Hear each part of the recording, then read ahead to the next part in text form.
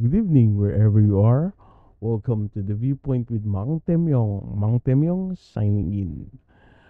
San man kayo naroon ngayon, ano man po ang inyong pinagkakaabalahan, maaring maybe you're having your breakfast with your family, no?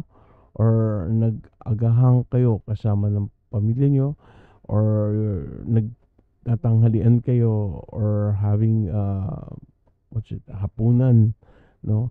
Ano man po ang inyong ginagawa sa mga sandaling ito, sana po ay lagi kayo nasa mabuting kalagayan, kasama at kapiling ng inyong mga mahal sa buhay.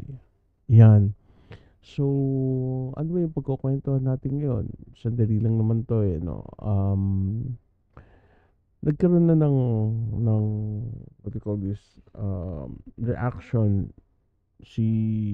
reaction commentary si Attorney Libayan and si Panyoro. I am Shanwin about sa pag-usapan natin ngayon, no? Yung nangyaring prayer rally, no, in support of Apollo Kibuloy, no, sa Liwasang Bonifacio yata yan sa Manila. Okay. So, part ng rallying yun ay nagkaroon ng speech si Attorney Glenn Chong. So, yun ang gagawin natin ng reaction, no? Reaction video and commentary. Yan. Panoorin po natin. Tita Sandra, ladies and gentlemen, I beg to disagree sa sinabi po niya na si Marcos ang Pangulo ng Pilipinas. I do not recognize this man as legitimately elected by the people. Marcos, kung may hiya ka sa sarili mo, bumaba ka dahil minanipopula mo ang election system noong 2022. Big claims, di ba? Because we know PBBM won by 31 million votes, di ba, against 15 ba? 15 ba yung kay Lenny? Big claims, so big claims. I hope mayroon siyang mapapakitang supporting papers na para patunayan yung claim niya yan. Wala kang hiya! Wala kang hiya! Wala kang hiya! Wala kang hiya! Wala kang hiya! Ulitin ko, Marcos Jr., wala kang moral authority to lead this nation. Dahil minanipula ng asawa mo at ikaw ang Smartmatic election system. At nandun ako nung inamin ng asawa mo na magmi-meeting kayo ng may-ari ng Smartmatic. So, ang basis niya para doon sa claim niya is nag-meeting si FL kasama yung representative ng Smartmatics at nandun rin siya. Well, itong mga claims ni Attorney Glenn, ibabangga natin mamaya yan dun sa pahayag naman ni former VP Lenny Robredo tungkol dun sa nangyaring election noong 2022. Diretso.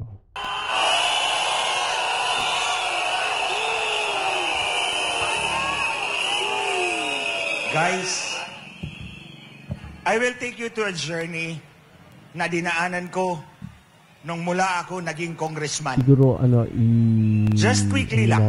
Jump na natin to kasi tungkol sa kanya. Bago pa lang akong bawat Pilipino. Ang tao, ang bayan, hindi magagapi. Ang tao, ang bayan, hindi magagapi. Ang tao, ang bayan, hindi magagapi. Abogado noon, nung pinatay po ng nakaupong gobernador, congressman, mayor, ang kanilang kalaban doon sa isla namin. Okay. Wala pong lumaban para sa kanya. Sige.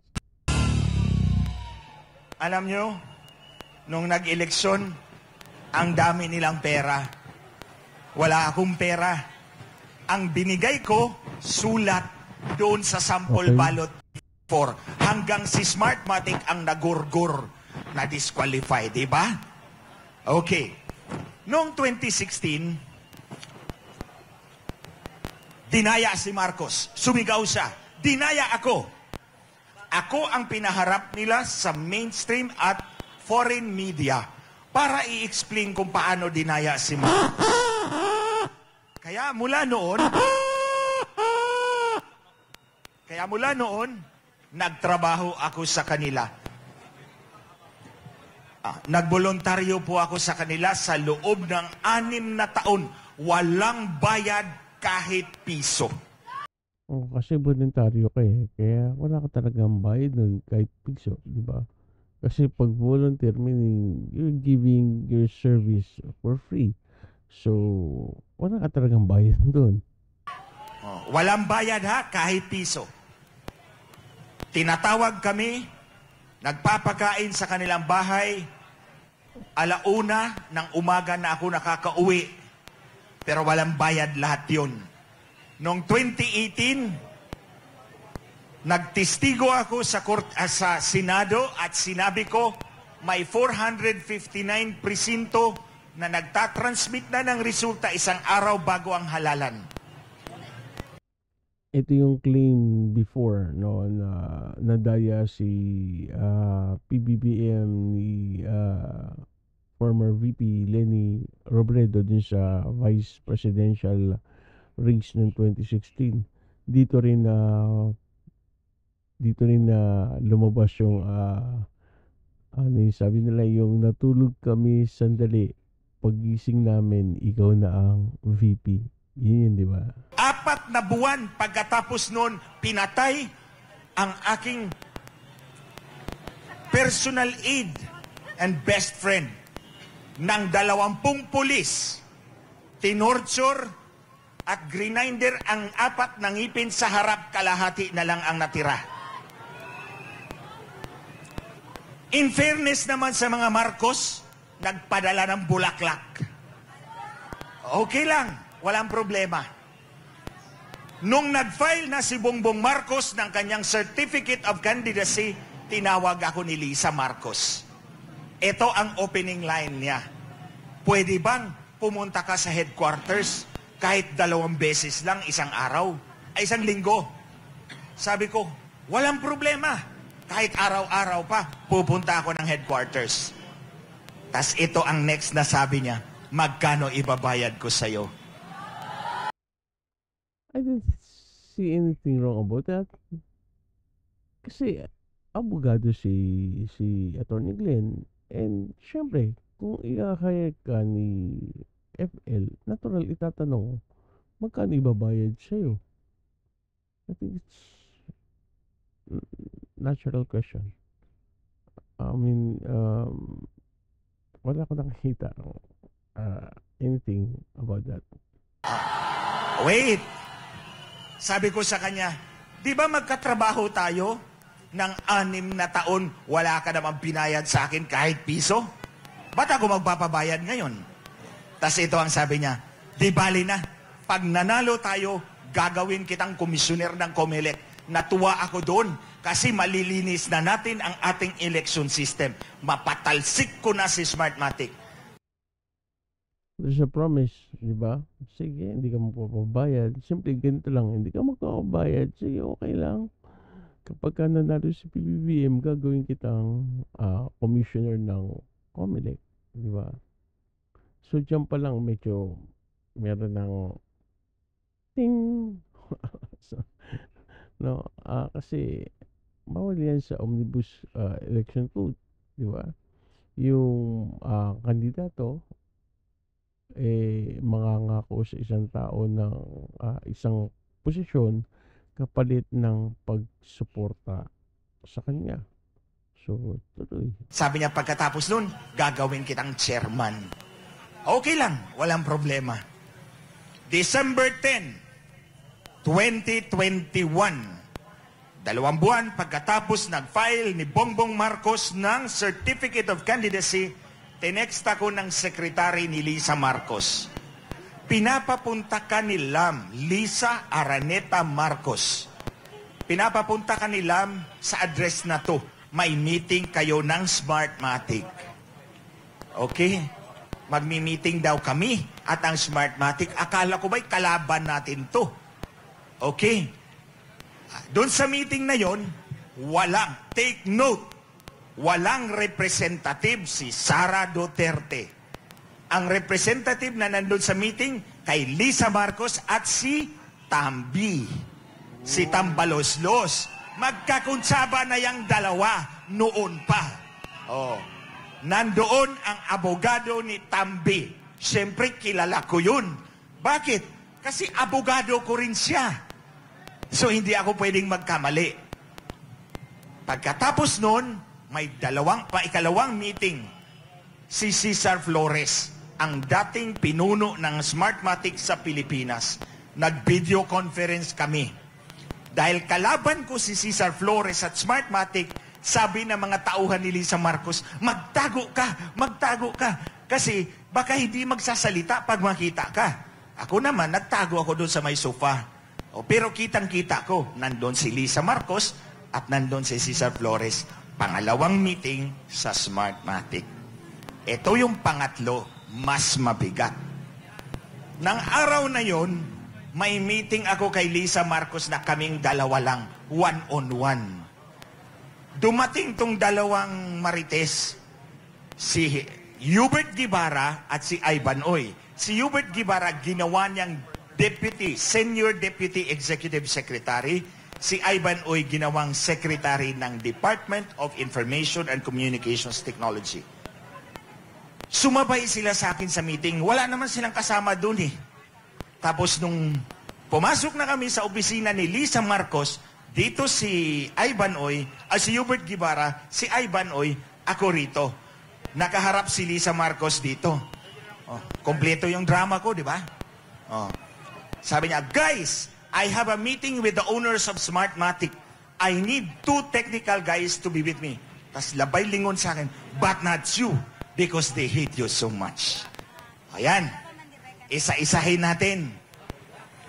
Anong ibig sabihin ng meeting niya sa may-ari ng Smartmatic? Gawin muna natin Tagalog. Pare, may pakikipagpulong ako sa may-ari ng Smartmatic. Kailangan ko ng 2 technical guys. Pero hindi ka pwede. Dahil galit na galit sila sa iyo. So ano bang pagpupulungan nila? Magdarasal ba silang 3 doon? Okay. Sige. May meeting sa Smartmatic, di ba? Naroon ka rin. Hindi ka lang nga isinama, pero nandun ka rin. Dahil ang point nga is galit sa iyo ang taga-Smartmatic.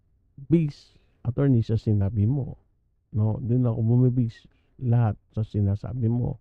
Na nandun si Secretary Ivan Oy, hindi ko alam, nakalimutan ko yung isang pangalan, no? Na technical support, no?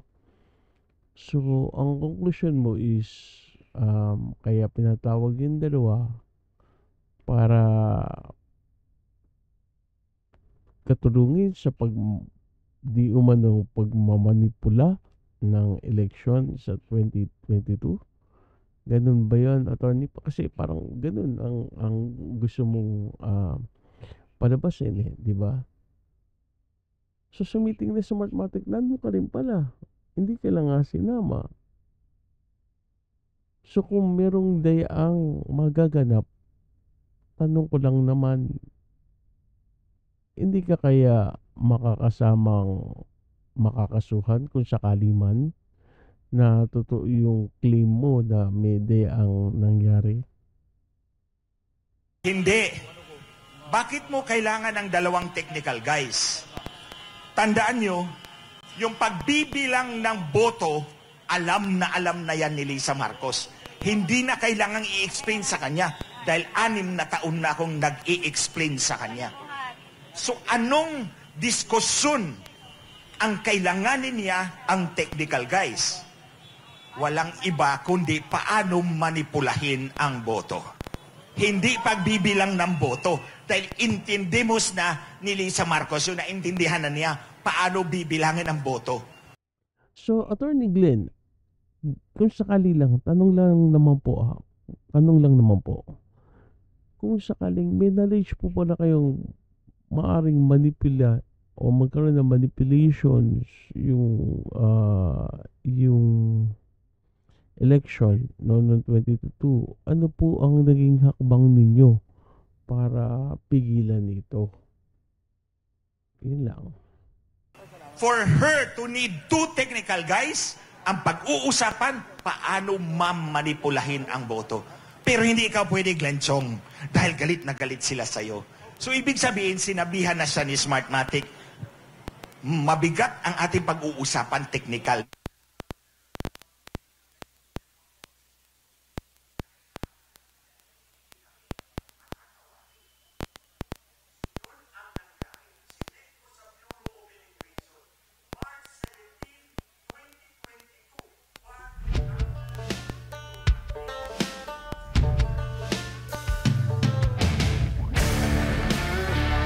Of Smartmatic. Yun ang kamiting ni Lisa Marcos. So alam nyo, hindi na ako nag-apply nung umupo na sila sa Malacanang dahil alam ko nang binenta na ang ulo ko. Parang John the Baptist, pinugot kasi sumayaw si Salome sa harap ni Herodes. So hindi na ako nag-apply. Tumawag ang Malacanang, mag-apply ka na sa Comelec. Tapos 3 beses nila akong binaypas, hindi nila ako pinili. Hindi ako nagreklamo. Dahil alam kong binenta ako. Tapos, is that the reason for your silence, Attorney Glenn? wala silang narinig sa akin, bumalik. Sabi nila, okay ba raw sa'yo? NTC commissioner ka. Alam niyo, mababang posisyon yon kaysa congressman. Pero tinanggap ko, dahil ang nasa isip ko, dudublihin ko yung free data ninyo. Pwpersahin ko ang telco, for the same price, dapat doble yung free data na mga tao. Yun ang gusto kong mangyari. Hindi ko inisip na huhulihin ko sila sa kanilang dayaan. Yung pala, nagreklamo si Smartmatic. Pero, noong December 9, 2023, pinirmahan na ni Ngetbo. Bongit kasi ang tawag ni Lisa Marcos sa kanyang asawa. Ngetbo na lang kasi pangit din naman yung dalawa eh. So, pinirmahan ni Ngetbo yung aking appointment as NTC Commissioner. Nagreklamo si Comelec, bakit yan ang pinili ninyo? Pag siya ang Commissioner ng Comelec, hawak niya ang telco. Makikita niya ang pandaraya natin kasi dadaan sa telco yung transmission data. Ayun, binawi yung appointment ko. Yung ba, hindi ko alam. Parang napaka-wide ng imagination ni Attorney Glenn.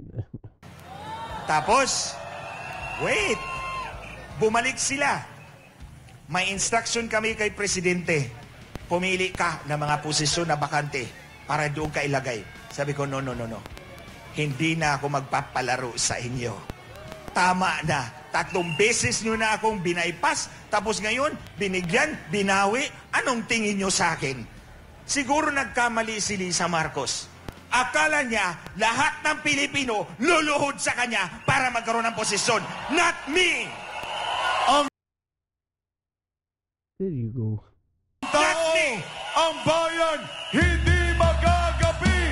Ang tao, ang bayan, hindi magagapi! Ang tao, ang bayan, hindi magagapi! Ang tao, ang bayan, hindi magagapi! Yan ang pag-aakala ni Lisa Marcos na lahat ng Pilipino ay luluhod sa kanya para magkaroon ng posisyon. Sasampalin kitang babae ka. Hindi. Is that right? Bilang abogado, ang salita kang sasampalin mo yung kapwa mo abogado. Hindi ako luluhod sa'yo. At hindi ko kailangan ang posisyon mo. Ang kailangan ko, malinis na halalan para sa sambayanang Pilipino. ang kailangan niya ay malinis na halalan para sa sambayan ng Pilipino. Pero noon time na allegations na based sa mga kwento niya na di umano may mga manipulations na nangyayari. Bakit ngayon ka lang nagsasalita, Attorney Glenn? Bakit hindi noon? Di ba? Nung panahon pa lang na nakikita mo na meron, or sabihin mo na gamitin natin ginagamit ng iba, na naaamoy mo na merong magaganap na pandaraya, 'di ba? Ay sabihin mo, wala pa kasi kung enough evidence dun eh, 'di ba? Hindi pa kumpleto yung ano ko dun eh. Ba't naman ako mag-iingay agad? Okay, tanggap ko. Bakit kasama ka pa rin nila? 'Di ba? What's the reason para sumama ka pa rin sa kanila? 'Di ba? And then they are offering you positions na tinatanggap mo naman. Ay, hindi ko talaga ma-reconcile. Hindi ko ma-reconcile. I'm really sorry.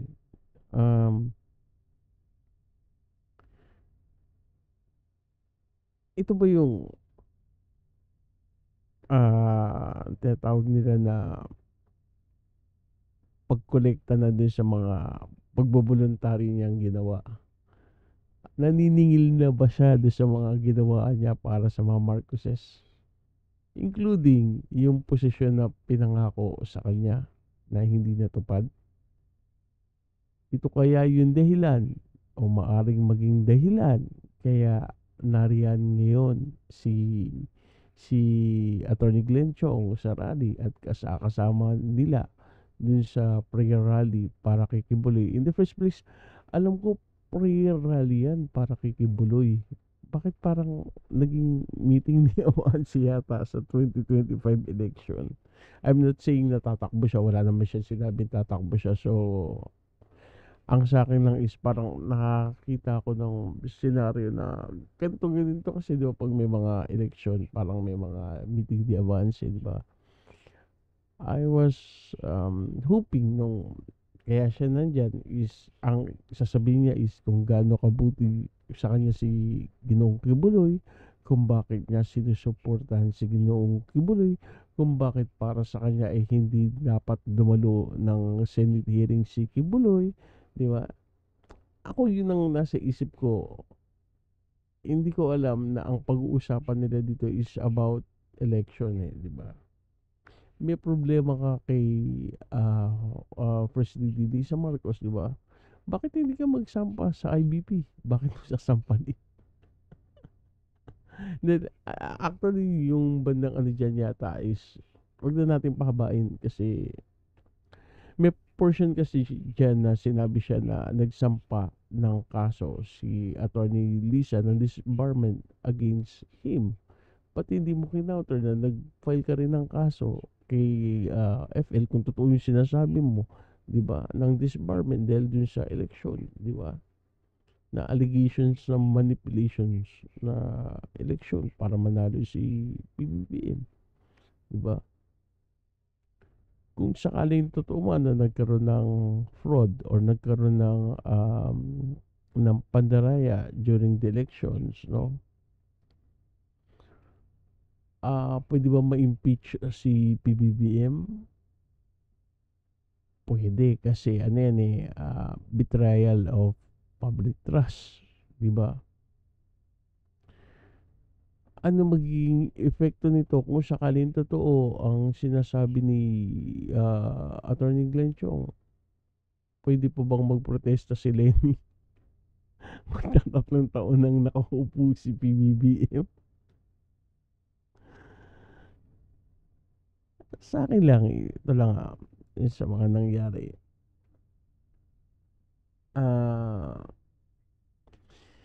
Hindi ko alam kung ano yung motibo ni Attorney Glenn sa pag di-divulge ng mga ganyan, no? And hindi lang naman kasi yan, meron pa siyang sinabing isa na medyo biniting niya, no?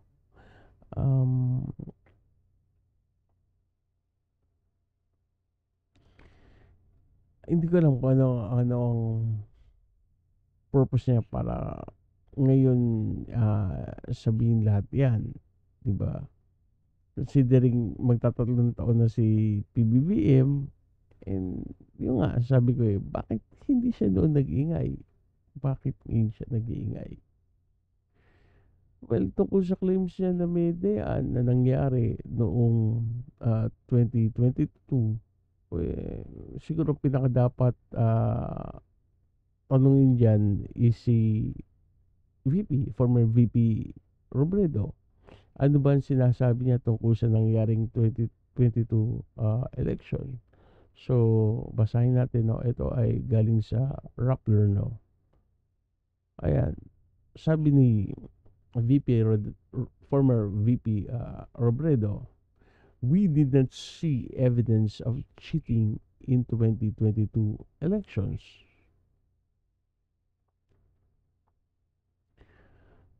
Seven months after May 9 elections, former Vice President Leni Robredo addressed the questions that her supporters had been asking since she lost the presidential race to Ferdinand Marcos Jr. Why didn't asking since she lost the presidential race to Ferdinand, or rather, inulit ko na pala. Wait, ulitin natin, ha. 7 months after the May 9 elections, former Vice President Leni Robredo addressed the question that her supporters had been asking since she lost the presidential race to Ferdinand Marcos Jr. Why didn't she file an election or an electoral protest? Napakahirap talaga na malabong mata.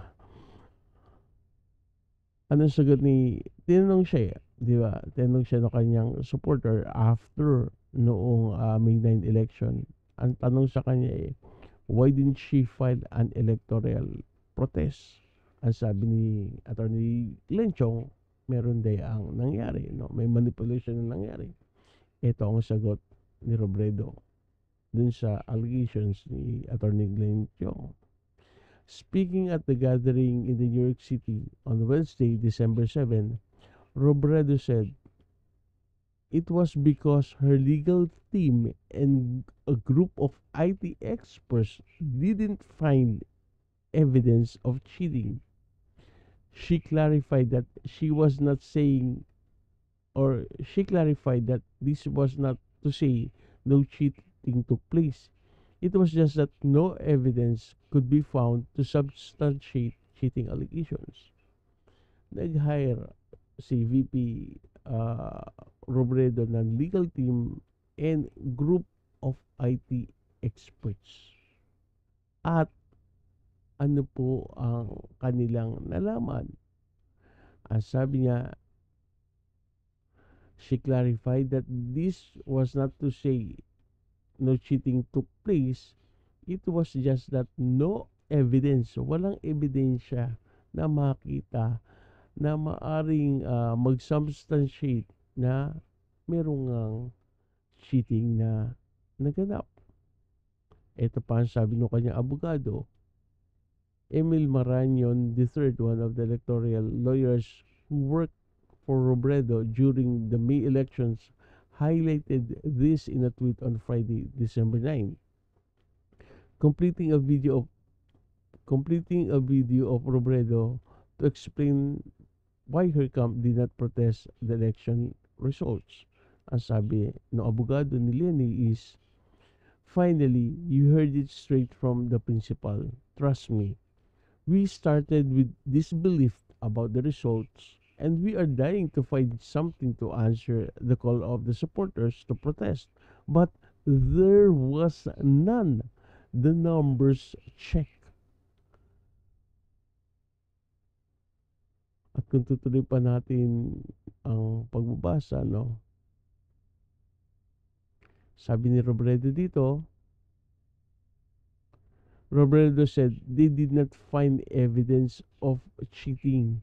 We participated in all the third-party audits that were conducted, and our lawyers and our computer experts did not see anything. Ayaw po namin na mag-file ng kaso na papaasahin lang kayo. We don't want to file a case only to keep you, or only to keep your hopes. We did not want to do what was done to me in 2016, sabi ni Robredo. Ano pa ang sabi niya?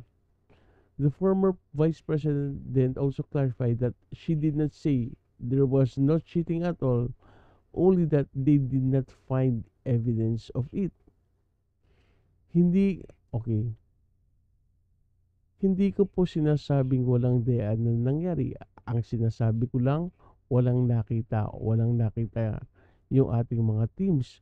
Robredo explained, I am not saying that there's no cheating that happened. What I am saying is we did not see anything. Our team didn't see anything. So it's between Robredo and Chong. Di ba? Ang sabi ni Glenn Chong, wala daw moral ascendancy si PBBM dahil sa minanipula yung kanyang pagkapanalo, yung election ng 2022. Ngayon, pagdating naman kay Robredo, sinabi niya, hindi ko naman sinasabi walang dayaan, pero wala kasing nakitang ebidensya na merong dayaan na naganap. Nag-hire siya ng lawyers, nag-hire siya ng mga IT experts, nag-participate sila doon sa what they call this auditing, no? Pero wala talaga eh. Wala nakita yung mga experts nila. So, kontra doon sa sinabi ni Attorney Glenn Chong. Ngayon, nagsasalita si Attorney Glenn Chong ng ganyan. Kung sakaling sabihin ba ni Lenny na tulungan mo kami, makikipagtrabaho ka ba sa kanya? Pero napaka-imposible. Kasi magtatatlong taon na si PBBM, para mag-file ka pa ng protest. Ang nakita ko lang dito sa akin lang based on my observation without any ang nakita ko lang dito is parang because of paid promise or promises, tama ba na sabihin na kaya nagtatampo si Glenn Chong at nagsasalita siya na ngayon against the Marcoses? Yun tanong ko lang. I'm just asking. And yun sarili ko lang namang opinion. Diba? And it's up to, sana may magtanong din ng gano'n kay Attorney Glenn at masagot niya, diba? Para maging maliwanag ang lahat. Diba? Ayun. So, ayan ang aking reaction doon sa nangyaring Putin and Code prayer rally. Kasi, ang totoo lang, hindi ko alam kung prayer rally nga yung naganap dahil more of a political Nung pinanood ko yun, PRD nagsalita tungkol sa mga Marcoses, si Glenn Chong, si Sandra Cam nagsalita about the Marcoses yata. And then and so si Glenn Chong. So ang pinaka iniisip ko kasi dun is pag sinabing prayer rally, yung focus na attention nila is kay Kibuloy, protecting, supporting or whatever, no, na it's all about Kibuloy. Hindi ko akalain na parang sa akin lang mas marami pa yung portion nung kay Marcos kaysa kay Kibuloy, diba? So parang ang dating sa akin is totoo yun, meeting the advance ba to? Talaga bang prayer rally to o baka naman meeting the advance? But I'm not saying na yung mga nandun is kakandidato. Yung atmosphere lang kasi para kasing sa akin ang tingin ko parang nasa nakakapanood ako ng meeting the advance. Well, anyway, very risky yung ginagawa ni Attorney Glenn Chong, and gaya nga na akin nasabi sa inyo, no, kung totoo yung mga claims niya at nandoon siya napaka-imposible na hindi rin siya maaaring makasuhan kung sakali man, kung sakali man. So, ayun guys, before we end our podcast, again, I'm inviting you to please watch the Discourse Digest with Mang Temyong, and I am Sean Wayne every Sunday, 9 o'clock p.m. And also, please do subscribe and watch our LS, no? Yung LS namin ng aking asawa, no?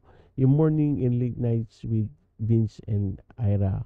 But unfortunately, itong week na to, wala po kami dahil exam period ko eh. So, by next week, no? Every Tuesday and Thursday, 8 o'clock a.m. Yung late nights, sasabihin po namin sa inyo schedule kung kailan po namin gagawin yung late nights with Vince and Ira. Maraming salamat po sa pagsama sa akin sa aking ginawang pag-podcast.